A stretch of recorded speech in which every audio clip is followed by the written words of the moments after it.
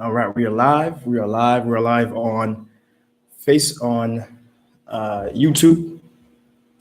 Okay, we're live on Facebook, and we're live on IG. Right, so we have the trifecta going on here, and I do appreciate anybody who tunes in, anybody who comes on. Do appreciate. We haven't done a Facebook, YouTube, IG live session in a while. So I thought, let me get on and do one today because we're overdue one. And plus, I'm rocking some new equipment. I got a Razer high definition webcam. Hope the crisp and cleanness is coming in a little clearer than usual. Hope so.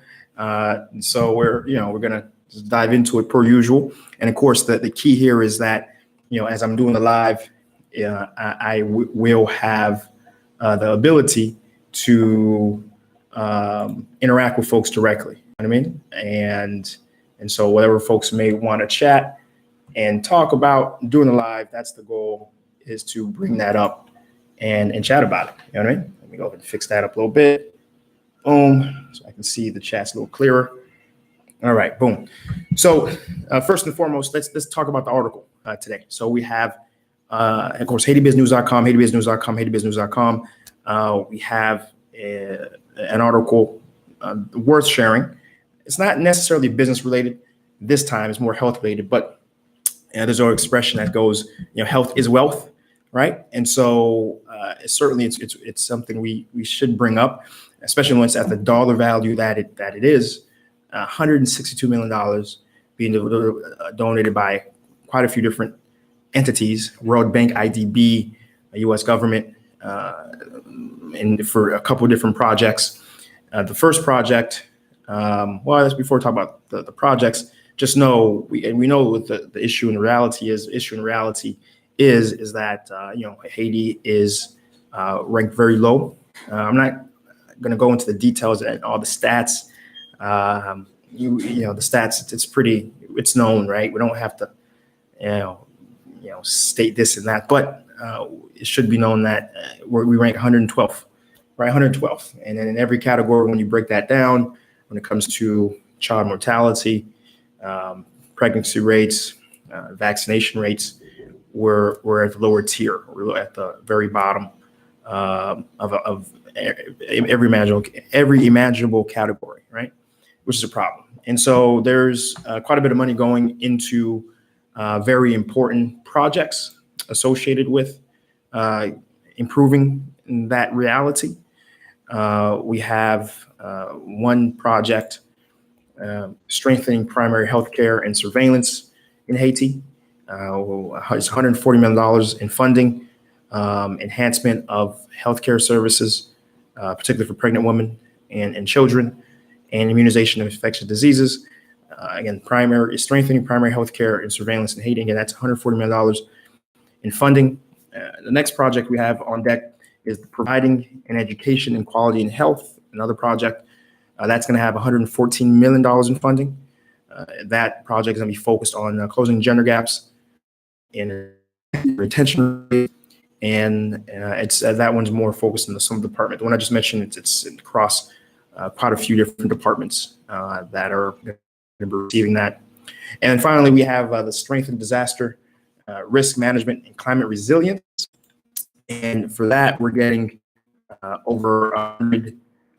a $35 million in funding, and that's going to come with design of national early warning system, providing emergency response and evacuation capacity, reinforcement infrastructure such as schools, community centers, and provide technical training, and finally support strengthening building codes, right?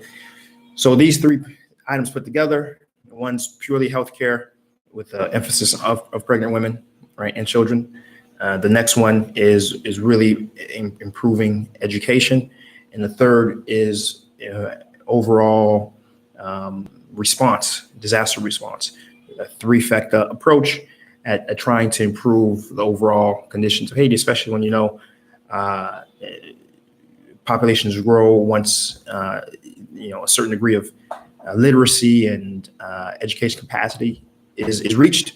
And of course, given that Haiti is prone to hurricanes, earthquakes, flooding, so many other natural issues, it's important to strengthen the resilience and capacity of not only preventing some of the nastier issues, but also responding to them, right? And so certainly, I think these projects are absolutely necessary. I think certainly if you watched what I've put out for the amount of time I've put stuff out, certainly I feel that as much as we're putting for every dollar that we put for these sort of projects, right, a dollar should be matched with job creation, investing, national production, because all roads lead back to that fact, right? The fact that so many folks are unable to afford healthcare is because they don't have jobs, right?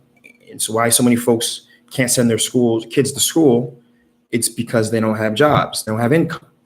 When you look at why folks are unable to respond and prepare for disasters, it's because they don't have jobs and no income, right? And so every answer leads back to that one fact, right? And so while you're doing, these measures, they're important. I'm not knocking them, but they go hand in hand with creating an economic environment that will allow self-sufficiency and self-resilience, right? And if you're not doing that, if you're not going hand in hand to improve that economic condition, it's a waste of time, it's a waste of money, it's duplicitous, it's certainly questionable and suspicious, just exactly what you're doing, because it's sort of as if you're putting on one pair of pants, you put your one leg in, meanwhile you're just walking around and letting your other leg just hang out and free fall, right? You're not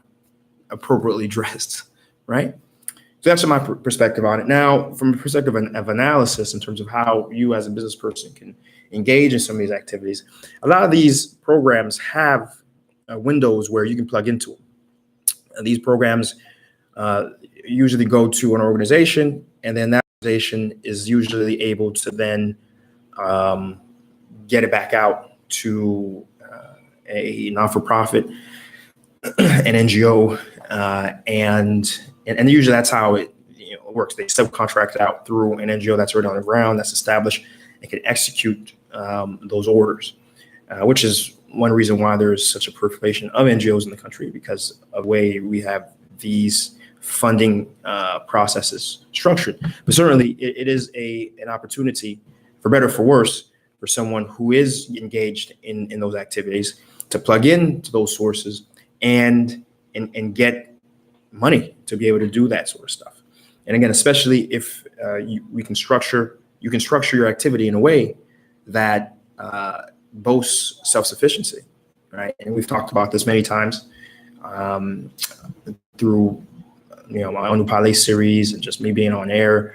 There's a way you can structure non-for-profit activity in a way where the people receiving it is not just a handout, right? You ask them, for example, if you're building homes, you can say, okay, well, we're going to bring in 80% of what you need, but the last 20%, we're going to need you to put in some sweat equity, right? We're going to need you to find some rocks that we're going to use to put in the cement.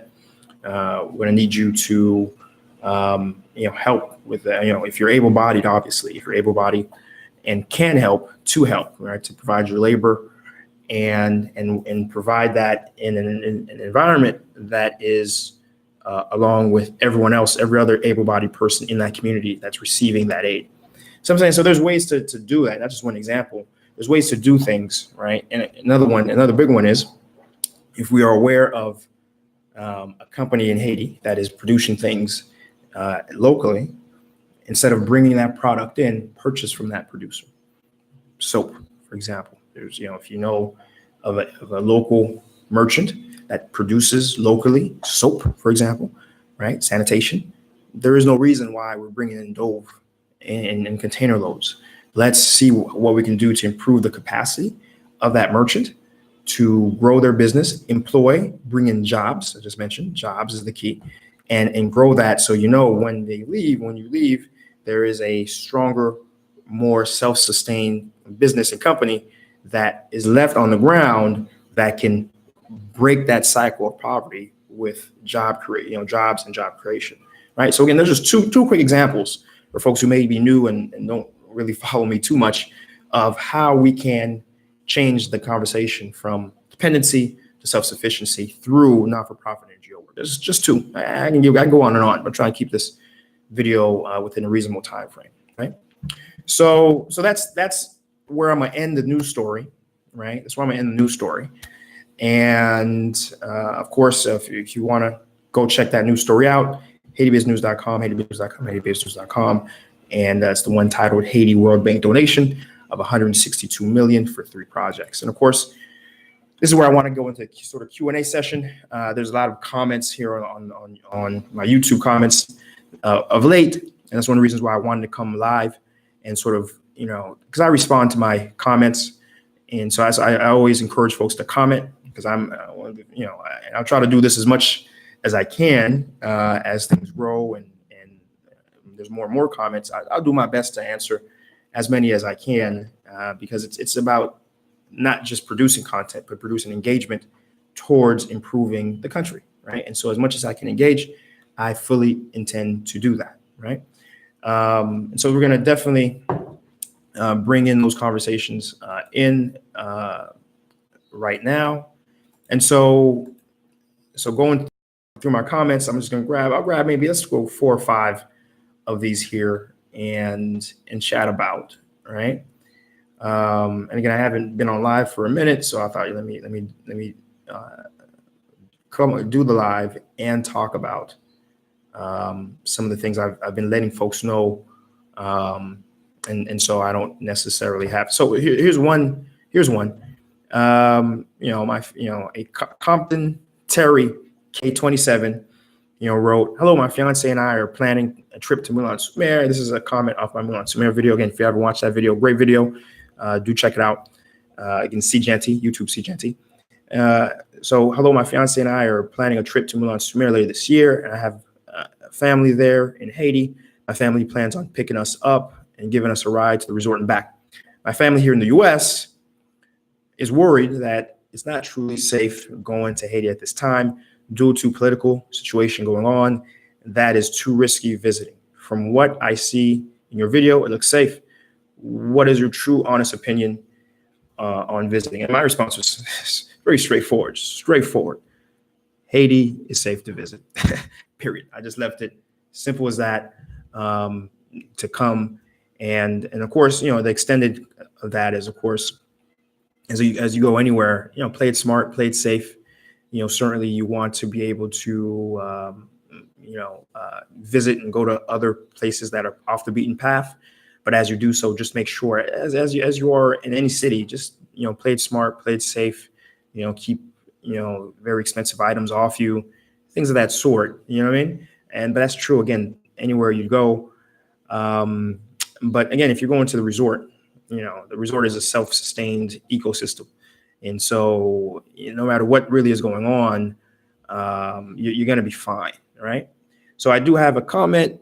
Bo AJ Pierre Lewis, what's up, my brother? Why would Haitian government ban the import of any product produced? That's a great question, right?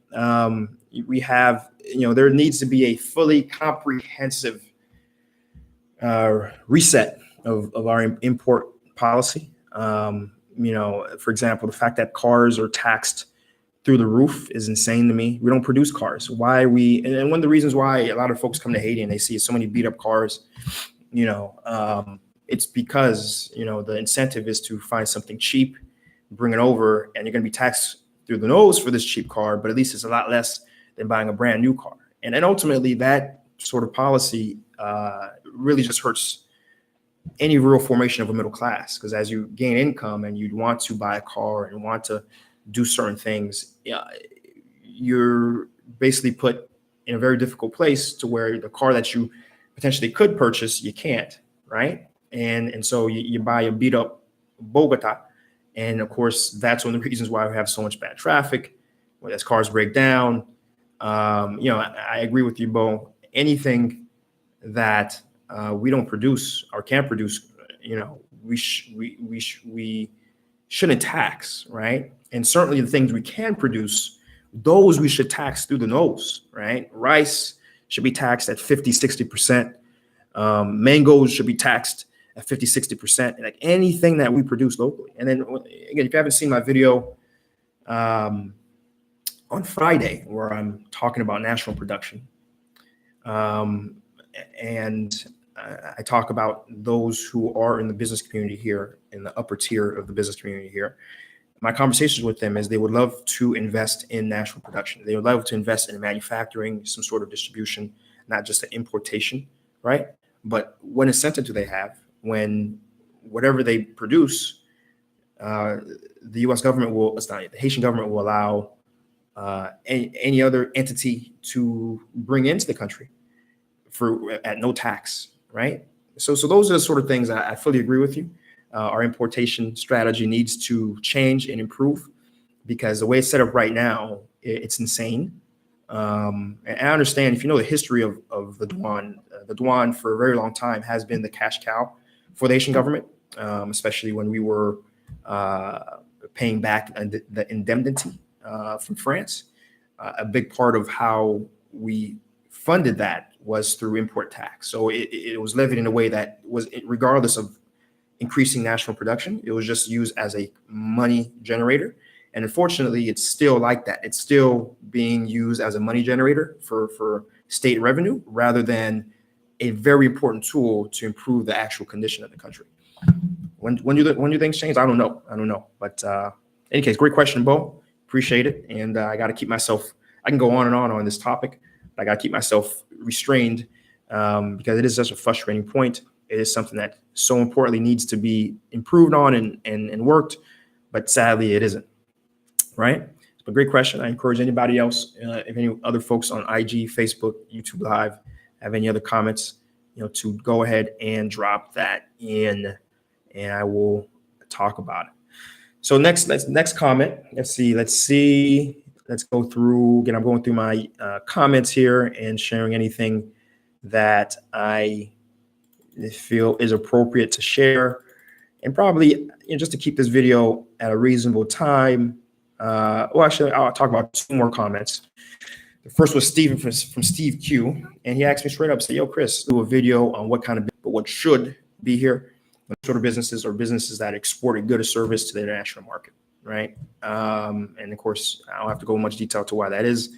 You already know that's really the win-win for the country and ultimately for an individual, as you make money in dollars, and your expenses ultimately would be in good. And of course, he follows up. He says, "What do you think about a soccer football store?" And I said, probably will be a big hit. Haitians love football. Yet I've yet to see such a store here. Let's try to incorporate local as much as right. Soccer bankers. There's a few that I'm aware of. And everywhere else you can find local and stock it to do so. And then he follows up, but if you open a business, what would you do? My response was, listen, watch my new parlay playlist, because that's all new parlay playlist is about. This is just that. I have a bunch of different topics. 3 concrete steps for the Haitian diaspora should invest in the country. Right, that's one. How to deal with electricity shortages, the process of registering a business. On and on and on and on and on. So I already talked about those, and I told him just, and that's for anyone here watching. You guys check out my Onion Parlay series, particularly the earlier ones. I sort of transitioned Onion Parlay to be more of a bringing in guests and let them share their experience, because I felt I was just providing maybe a biased view, just sharing my experience. But especially the early ones, to go ahead and do that. And of course, a very important question you had was soccer jerseys are very expensive, $100 US. Do you think they'll be able to afford it? And I told him straight up, I said, hey, listen, Haitians always find a way. Haitians find a way to spend money. And I said, remember, 40% of Haiti's GDP is supported by the diaspora. The diaspora earn it, transfer it, and the Haitian nationals spend it. I laugh because it's not the way it should be, right? It should be Haitian diaspora earn it, transfer it, and Haitian nationals invest it. But the reality is most of that money is going towards consumption. And uh, a lot of things you have to understand when you're investing in the country is that, if you just look at the purchasing power of Haiti, and that's what, $2, it's $2, per person when you do the math of purchasing power or GDP per capita. But again, what folks miss out on this is not GDP that matters, is GNP, right? And what is GNP? GNP is the gross product, national product of residents, not just where they are, but it was maybe physically, but it's not just the national domestic production, sorry, but it's also where the nationals reside, right? And so if you look at GNP, you get a very different mathematical equation that can lead to, you being able to support your business, right? So that was that conversation in strain, and then finally, let's do this. Let's talk about my very last one, and that is from Doug Lagver. Of course, if you watch my Friday episode, you know that he is my Patreon. Of course, folks, you guys are like what I'm doing here and want to support. Please go ahead and check out Patreon. And you can provide however much you want. And that goes directly to the show and what I'm doing here, and it's certainly appreciated. And Doug asked a bunch of questions. He asked a bunch of questions, and so I'm not sure how much I'm actually go through and repeat here, but I'll do my best to kind of do a quickie notes of a lot of the questions he had, right? And so the first question he had was, "Hey, I've been told the price of American rice." Well, actually, he had some other pre-questions before the real questions. He said, first, let's see, drop your sources when you're doing your numbers.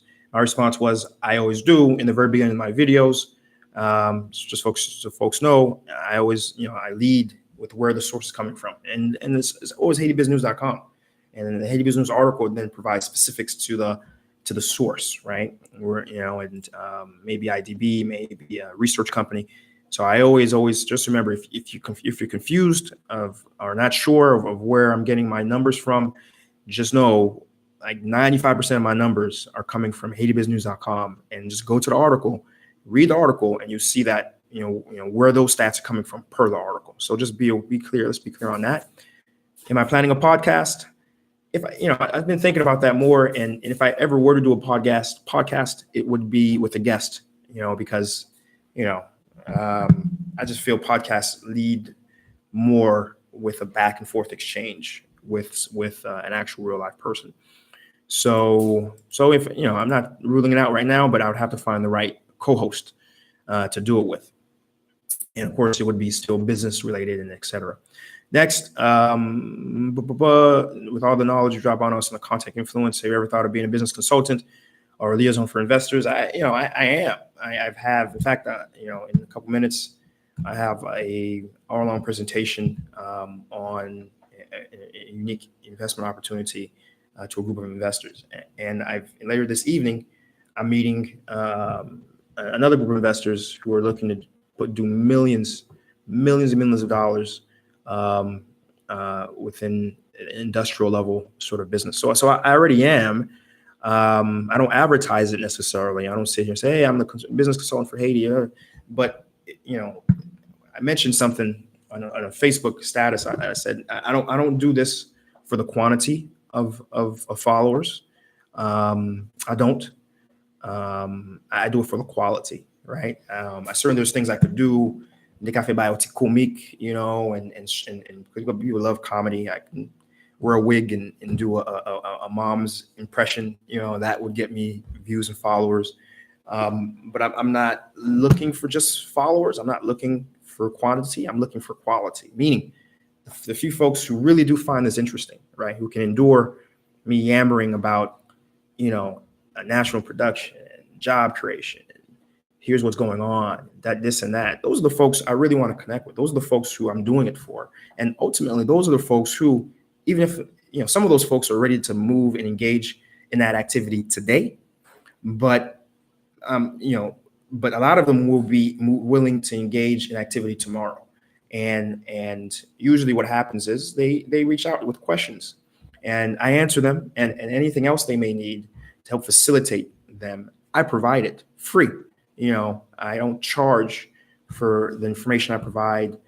Because I know Haiti wins when y'all win, when the people who are coming to the country to engage and do entrepreneurial activity, when they win, we win. And so, but the short answer is, yeah, I'm already providing that. And exactly, thanks, Jay Clip. It's about right audience, exactly. So, again, I'm not about just quantity. I'm about getting quality folks, and speaking with them and ultimately working with them when they're looking to engage and do activity to improve their chance of success. What drives it? Short answer is subsidies. The Americans subsidize it, and then the Haitian government subsidizes it again by not charging any import tax on that product, right? And so it's just, oh man, it's incredibly frustrating. Incredibly frustrating. I know during right after the February 7th riots, our protests, one of the first things our great leader Jovenel did was go hand in hand to the U.S. to different departments asking for subsidies, and it's exasperating, man. I'm telling you. When instead we should be investing in our own and in keeping foreign food products out to improve our agriculture environment, and then just dumping money into it, to improve that ecosystem, improving our laws, improving our business environment, improving protections in terms of police. But we're not doing any of that. Instead, we're subsidizing. But anyways, I'm not going to get too much into that. It's the wrong thing to do, and that's the reason why driving that. The second question you asked was with the inability to provide enough electoral power to suffice its needs, the coal industries harming Haiti's ecosystem. Why not develop solar farms? The short answer is solar farms aren't enough, even in developed countries. I provided a link to him to why solar energy just doesn't cut it alone. And the idea behind what it is, and anyone who has actual solar electricity will know, during a cloudy day, it's just not as efficient. During the evening, the batteries that you store, battery technology itself can be pretty expensive, especially when you're trying to support an entire city. It's just the technology just isn't there yet, right? It's certainly there. It should be a part of the equation. We should be building renewable energy options, solar options, as well as non-renewable options that are more consistent. The energy output is consistent. There are renewable options that are good. For example, hydro plants.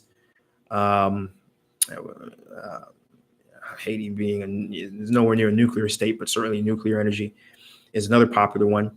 And anything that could potentially, a thermal plant, but we don't really have, potentially could have hydro as an option.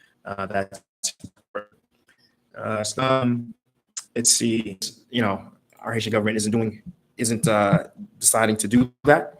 I know the Haitian government does have a few seeding farms.